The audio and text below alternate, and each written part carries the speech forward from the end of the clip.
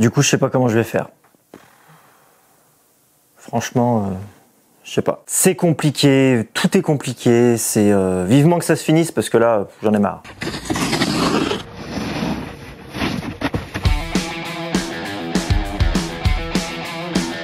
On commence la fabrication du snowboard avec l'usinage des gabarits à la CNC. Il y en a un qui servira pour réaliser le moule et qui représente donc le profil du snowboard avec les spatules et le cambre. Et le deuxième qui représente la forme du snowboard vue de dessus et qui servira à calibrer la semelle. Un snowboard, c'est ni plus ni moins qu'une sorte de sandwich avec différentes couches de matériaux collées ensemble dans un moule avec de l'époxy. On retrouve à la base la semelle autour de laquelle sont fixés les quarts qui permettent d'accrocher la neige, une première couche de fibre de verre, le noyau en bois massif, une seconde couche de fibre de verre et enfin une feuille décorative qui vient chapeauter et finir l'ensemble. J'en profite au passage pour remercier mon pote Thierry chez qui j'ai pu usiner ces fameux gabarits parce que les faire à la main et avec la même précision, ça aurait été très compliqué pour ne pas dire impossible. La construction d'un snowboard commence toujours par le calibrage de la semelle qui est une sorte de matière plastique d'une épaisseur d'environ 1 mm. Il suffit de coller le gabarit sur la semelle avec du double face et de s'en servir comme guide pour affleurer tout ce qui dépasse à la défonceuse sous table avec une fraise droite à roulement.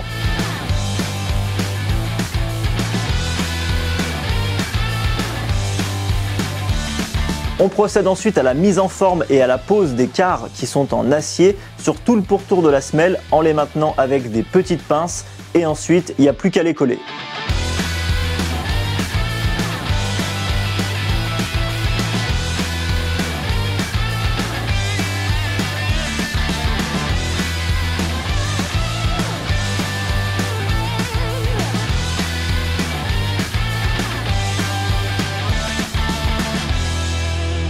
La semelle est calibrée, les quarts sont posés. Alors juste petite info, les quarts je les ai collés avec de la cyano, donc de la colle, de la super glue, avec un petit coup d'accélérateur pour que ça sèche plus vite. C'est assez tendu, je trouve, surtout sur les parties arrondies, puisque les quarts c'est vraiment super raide, c'est très difficile à cintrer correctement, surtout qu'il faut bien suivre la courbe de la semelle. Donc c'est le petit point un petit peu délicat à ce niveau de la fabrication. À part ça, rien à signaler. Donc là, on est sur le côté intérieur. Et là, c'est le côté extérieur, donc le côté qui sera en contact avec la neige, pour faire simple. Donc on continue avec le débit du bois massif pour réaliser le noyau, à savoir du peuplier, et 2 petites lattes pour améliorer la flexibilité en frêne massif. Petite astuce supplémentaire, lorsque vous découpez, lorsque vous faites du débit de massif ou même du débit de panneau sur un établi pour éviter de scier le dessus de votre établi, ce que je vous conseille, moi c'est ce que je fais et ça fonctionne très bien, je mets un petit morceau, une plaque de polystyrène extrudée comme celle-ci et du coup je peux la poser dessus, mettre mon rail et ma scie plongeante et découper sans aucun problème et au moins ça me sert de cale-martyr en quelque sorte. L'intérêt c'est que c'est très léger, ça se déplace très facilement, ça coûte moins cher qu'un panneau martyr qu'on utiliserait uniquement pour ça. Donc voilà, petite astuce, si vous utilisez une scie plongeante type Festool, Bosch Pro ou autre, c'est vraiment très simple et du coup au moins ça vous évite, surtout sur des parties qui sont un petit peu, ça vous évite de toujours vous mettre sur le bord de votre établi pour découper, pour ne pas l'endommager. Au moins vous pouvez poser votre planche ou votre panneau en plein milieu et découper sans problème.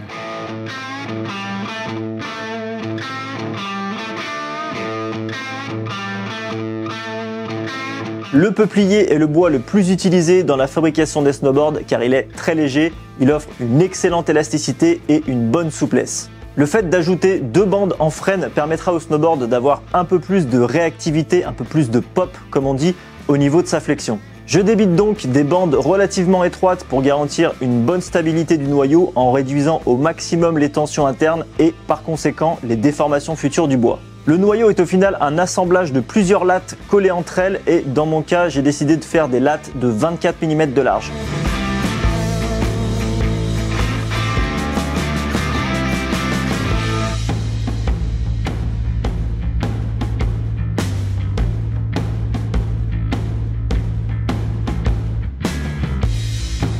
Une fois que tous les composants du noyau sont parfaitement corroyés, il est temps de les coller. J'ai décidé d'utiliser une colle de classe D4, c'est-à-dire 100% étanche et résistante à l'eau. Même si les joints du noyau ne seront jamais directement exposés à la neige, 2 précautions valent mieux qu'une.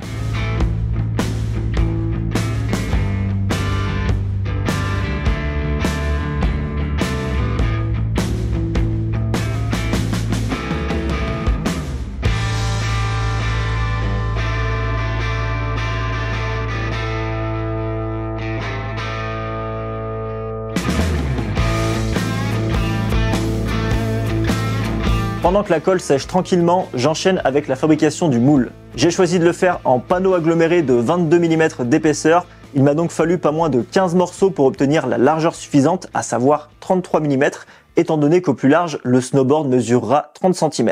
On découpe chaque panneau à la scie sauteuse avec une surcote. Ensuite, on place et on visse le gabarit en médium. Et on peut usiner la forme finale à la défonceuse sous table encore une fois. Je vous avoue que c'est une étape assez longue et fastidieuse, surtout quand on sait que le moule ne servira a priori qu'une seule fois, mais bon, c'est le jeu.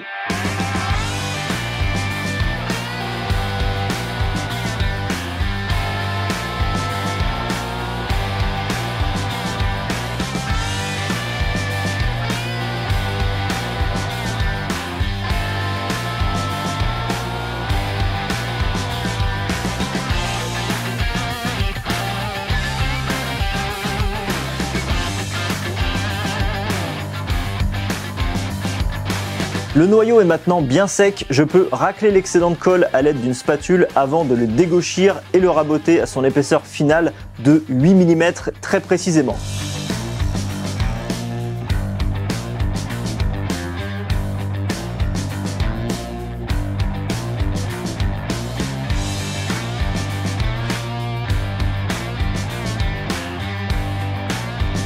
Pour permettre aux spatules d'être moulées, il faut réduire l'épaisseur de bois sur les bouts du noyau. Je vais faire ça à l'aide de mon air slide en plaçant simplement le noyau sur des cales d'épaisseur.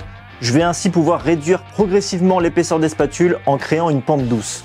Je profite de cette vidéo pour vous annoncer que le air slide est dorénavant distribué via le site de notre revendeur officiel monplateaudebois.com. En plus du air slide, il propose un large choix de plateaux de bois massifs assez exceptionnels avec des essences rares et dans des dimensions très intéressantes. Ils sont également revendeurs officiels de la fameuse marque de résine époxy canadienne Ecopoxy. Ils ont des pigments, des moules ainsi que tous les accessoires pour vous permettre de mener à bien vos projets les plus ambitieux. Je vous invite donc à jeter un œil à leur boutique, le lien est en description. On continue avec le perçage des trous qui accueilleront les inserts filetés permettant le vissage des fixations du snowboard. La norme, c'est 4 par 2, c'est-à-dire que les trous sont espacés de 4 cm dans le sens de la largeur de la planche et 2 cm dans le sens de la longueur. Encore une fois, le gabarit en médium s'avère très pratique pour garantir un perçage précis à coup sûr. Comme vous le voyez ici, les trous sont fraisés sur le dessous du noyau car les inserts ont une forme conique. Pour ajouter une touche décorative et originale sur le dessus du snowboard, je vais réaliser une composition de plaquage symétrique et j'ai choisi pour ça 2 essences magnifiques,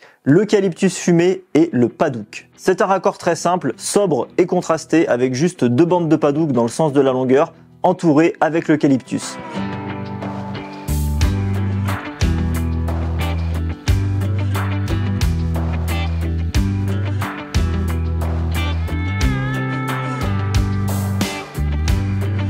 Maintenant que tous les composants sont prêts, je prépare le collage avec le débit de la fibre de verre. Alors, c'est de la fibre de verre triaxiale, ce qui veut dire qu'elle est tissée sur 3 axes, tout simplement, et avec une densité de 800 g par mètre carré. Je découpe donc 2 morceaux de fibre de verre qui couvriront l'intégralité de la planche de part et d'autre du noyau. J'ai aussi décidé d'ajouter des renforts en fibre de carbone à quelques endroits stratégiques, et cette fois par contre, la fibre est tissée de manière unidirectionnelle.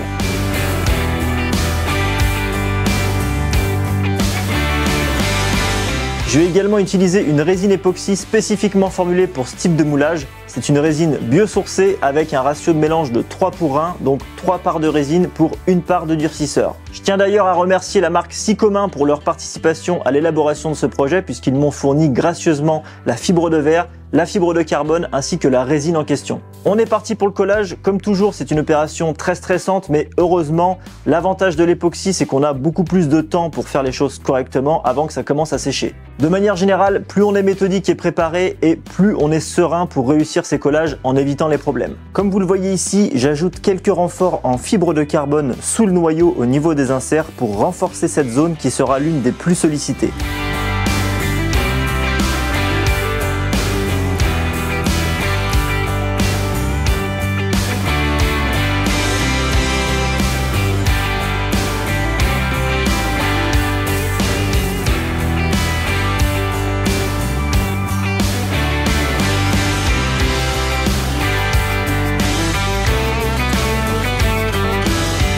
Je fais ensuite de même sur le dessus du noyau avec 2 renforts de chaque côté, donc sur le nose et sur le tail en forme de V cette fois-ci, pour améliorer un peu plus le pop, c'est-à-dire la capacité de la planche à restituer l'énergie de sa propre flexion, un peu à la manière d'un ressort pour faire simple.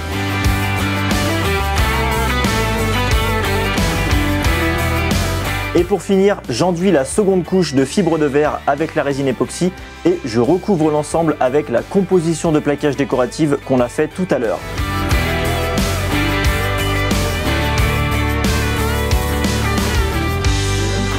Il ne reste plus qu'à enfiler le tout dans la poche sous vide.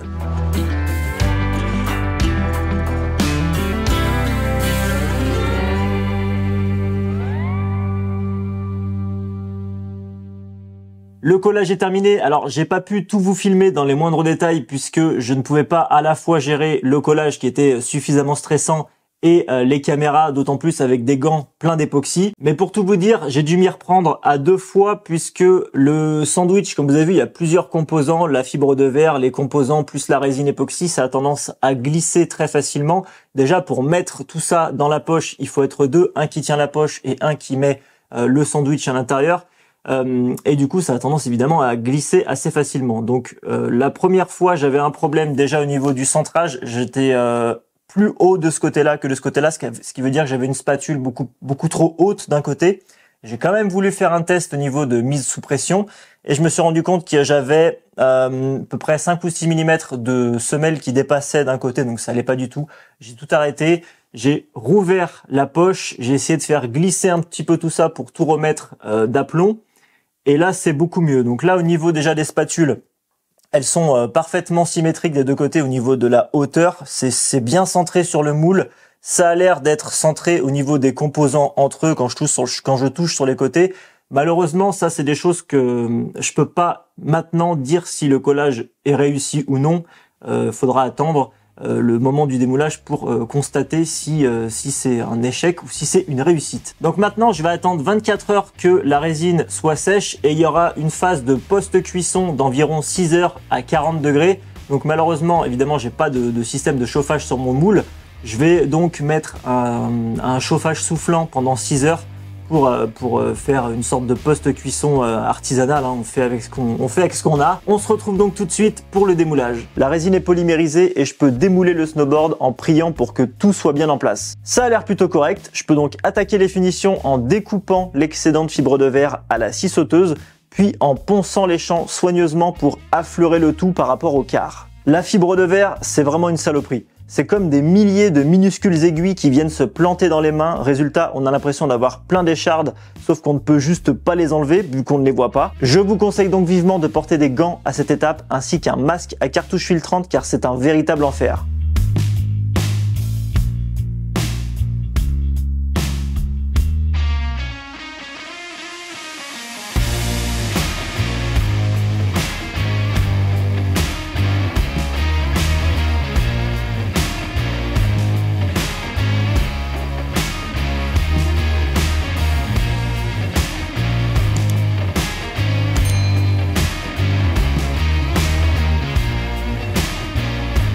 Je reviens à l'instant de chez Espace Montagne à Saint-Étienne, donc c'est un magasin spécialisé dans les sports de montagne et les sports de glisse en général, pour qu'ils puissent me poncer parfaitement la semelle, mettre tout bien à fleur avec l'écart, puisque j'ai pas le matos pour ça, donc c'était l'occasion. J'en ai aussi profité pour qu'ils me fartent correctement la semelle, comme ça c'est prêt à l'emploi. Donc sachez que si vous aussi vous voulez vous fabriquer votre snowboard ou votre paire de ski, vous pourrez demander à Espace Montagne, il y en a un peu partout en France, peut-être que même Sport 2000 doivent le faire aussi. Vous les appelez avant, ils ont le matos pour pouvoir surfacer correctement les semelles et au moins vous serez pas emmerdé et vous serez sûr que ça sera nickel. Bon, esthétiquement, ça le fait, c'est plutôt joli. Par contre, au niveau de la finition, c'est largement en dessous de mes exigences, mais j'ai pas non plus envie de me prendre la tête pendant 10 ans parce que ce projet est déjà assez long comme ça. Et le principal, c'est surtout l'aspect fonctionnel. C'est un snowboard, il faut que ça puisse fonctionner en tant que tel. Donc, quitte à faire les choses jusqu'au bout, je vous emmène tout de suite sur les pistes pour tester la bête.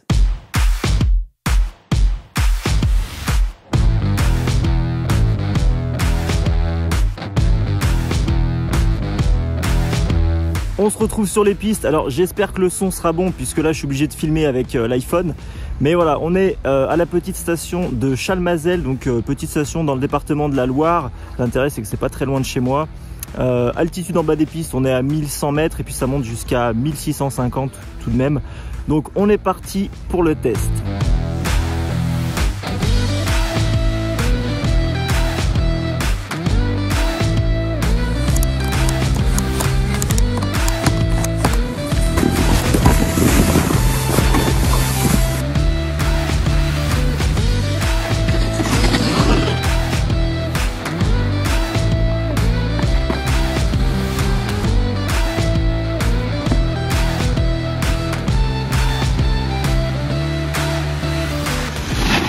Bon là je suis sur le tire-fesse, c'est très bizarre, la board accroche vraiment beaucoup la neige, j'ai du mal à faire les virages alors que d'habitude, bon d'habitude ça va, je vous ferai une vidéo comparative avec la board que j'utilise d'habitude pour voir un petit peu la différence.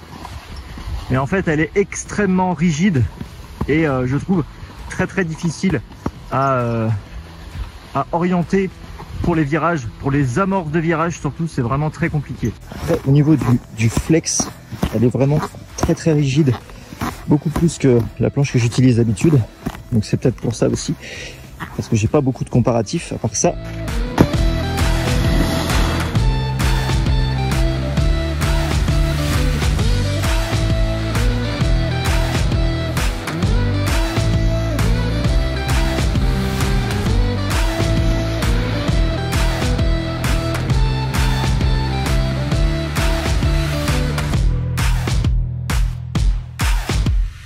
Pour conclure, là j'ai remis ma planche habituelle sur les pieds. Je peux vous dire déjà une chose, c'est qu'elle est beaucoup plus légère que celle que j'ai fabriquée dans cette vidéo.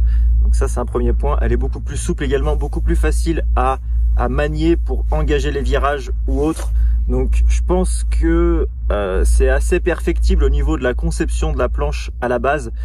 Je pense que je l'ai fait tout simplement, le noyau est trop épais, donc trop rigide. Et du coup trop lourd aussi, forcément ça va ensemble. Donc voilà de ce côté là. Après vous avez vu que après plusieurs descentes je m'habitue un petit peu à cette planche là, ça va un petit peu mieux au niveau des courbes, mais elle est comment dire, elle pardonne pas, c'est un cambre standard, donc c'est de base comme ça, hein, les cambres standards, contrairement aux cambres inversés ou aux cambres hybrides. Le cambre standard c'est toujours beaucoup plus facile de faire une faute de quart, ce que j'ai fait plusieurs fois. Donc ça va, quand on va pas trop vite ça fait pas trop mal, mais ça surprend. Donc voilà, c'est toujours pareil, c'est une question d'habitude avant tout. Mais plus une planche sera rigide et avec un cambre standard comme celle que j'ai fabriquée, et plus il faut être expérimenté pour pouvoir l'apprivoiser correctement et l'utiliser comme il faut. Concernant le pop, donc la capacité de la planche à restituer l'énergie de flexion quand on fait un ollie, quand on essaie de faire un saut ou peu importe. Là par contre forcément plus c'est rigide, plus il y a de pop, donc de ce côté là on est plutôt bien loti avec cette planche là. Quoi qu'il en soit, j'espère que cette vidéo vous aura plu parce que elle a mis beaucoup de temps à être faite entre la fabrication, le moment où j'ai dû laisser la planche quasiment une semaine chez Espace Montagne à Saint-Étienne pour qu'il puisse poncer correctement la semelle, puis ensuite trouver un jour pour venir à cette station, un jour où il fait pas trop mauvais, surtout qu'il n'y ait pas de brouillard quoi, parce qu'il y en a beaucoup ici souvent. Voilà, ça m'a pris quasiment un mois plus le montage, etc. Donc voilà, j'espère que ça vous aura plu, que ça vous aura motivé à vous lancer soit la fabrication de votre snowboard ou la fabrication de ski. Je trouve que la fabrication de ski c'est un petit peu plus facile parce qu'on n'a pas déjà les inserts à gérer au niveau du collage puisque les fixations sont percées a posteriori. Donc ça c'est quand même plus facile. Et les skis, bah forcément c'est beaucoup moins large. Donc c'est un petit peu plus facile à mon sens que de faire un snowboard maison. Donc je suis quand même assez fier du résultat, même si c'est pas parfait évidemment, mais je suis content parce qu'il y a un an de ça, je m'étais dit est-ce que c'est possible de faire son snowboard? Je pensais que c'était quasiment impossible. J'ai fait des semaines de recherche pour savoir connaître un petit peu le processus de fabrication et je me suis dit à force de recherche que c'était finalement faisable dans un petit atelier comme le mien. Voilà, donc le résultat est ce qu'il est en fonction évidemment de l'outillage dont je dispose. Mais quoi qu'il en soit, c'était hyper formateur et hyper intéressant et j'espère que ça vous aura également intéressé. Sur ce, je vous laisse. Moi, je vais me faire quelques descentes. Je vous dis à dans 15 jours pour une nouvelle vidéo et d'ici là, passez une très bonne journée.